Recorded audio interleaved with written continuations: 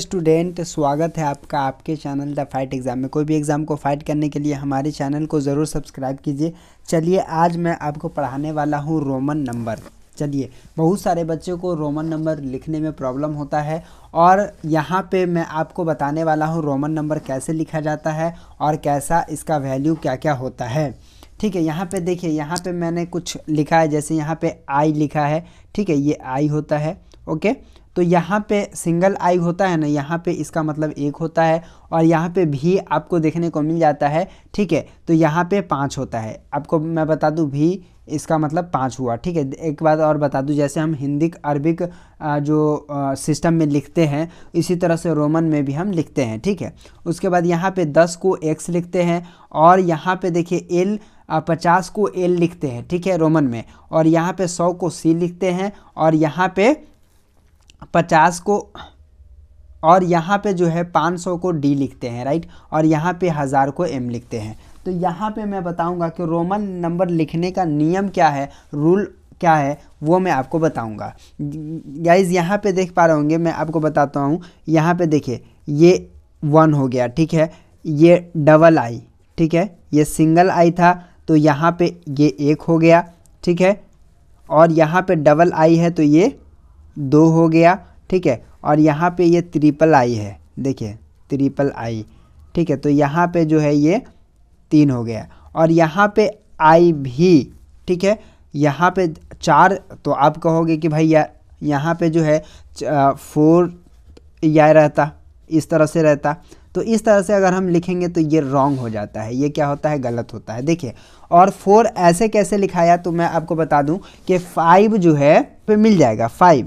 ठीक है, लेकिन 4 लिखा हुआ नहीं मिलेगा।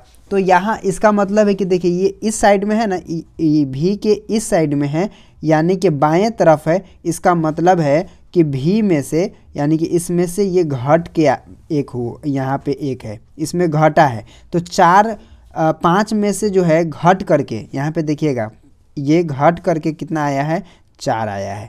ठीक है, ये घट करके देखिए, इसमें से 1 घटा है, इसका मतलब हुआ इसमें 1 घटा है।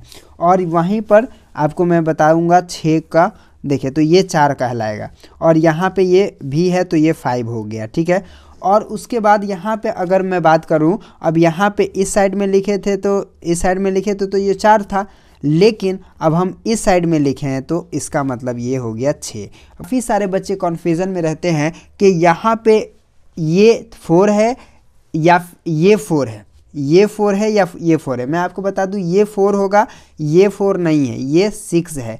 इसका मतलब ये हुआ कि 5 में से अगर ये बाएं तरफ है तो इसका मतलब है कि ये 1 घट करके क्या बना है, 4 बना है। ठीक है, 5 में से घट करके, 5 में से 1 घट करके 4 बना है। ये बात आप याद रखिएगा। तो हमेशा बाएं तरफ होगा, इसका मतलब है कि ये घटा हुआ है। ठीक है, ये घटा हुआ है। और इसका मतलब ये हुआ कि 6 लिखा गया नहीं, तो इसका मतलब हुआ, ठीक है, इसका मतलब हुआ कि यहाँ पे देख पा रहे होंगे, ये इसमें 1 जुड़ करके 6 आया है, यहाँ पर भी है और भी में आई जुड़ करके 6 आया है। तो आप याद रखेंगे। ठीक है, उसके बाद यहाँ पे देख पा रहेंगे, भी में डबल जुड़ा हुआ है, तब जुड़ के 7 हुआ है। ठीक है, तो यहाँ पे चलिए मैं लिख देता हूँ।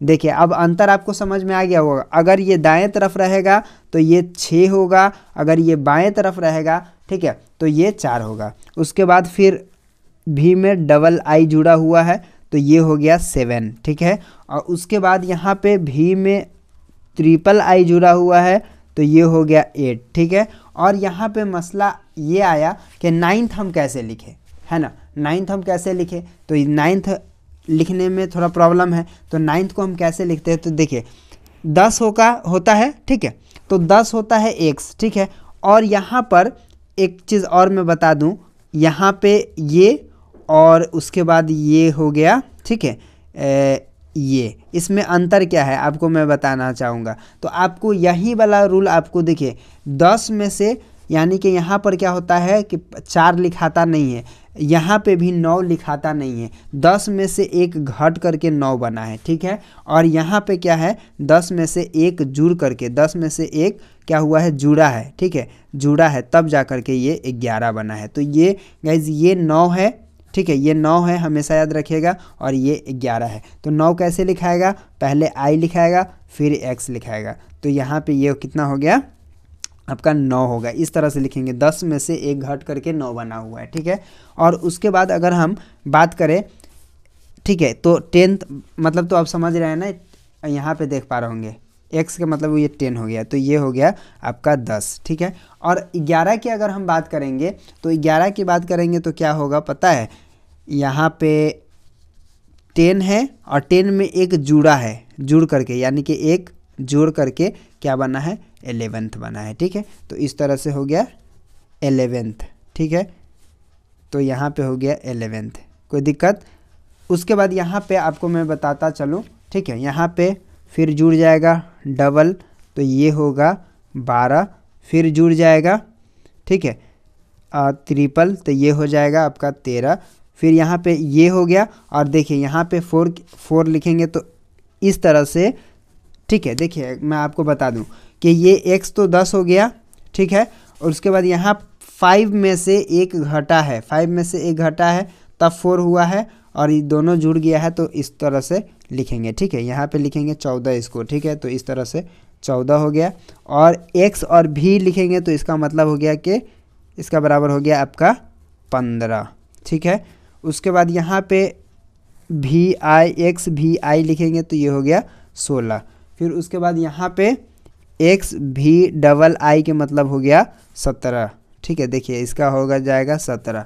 उसके बाद अब मैं यहाँ पे लिख देता हूँ, यहाँ पे देखिए xv और ट्रिपल i, ठीक, तो ये हो गया 18, ठीक है, ये हो गया 18।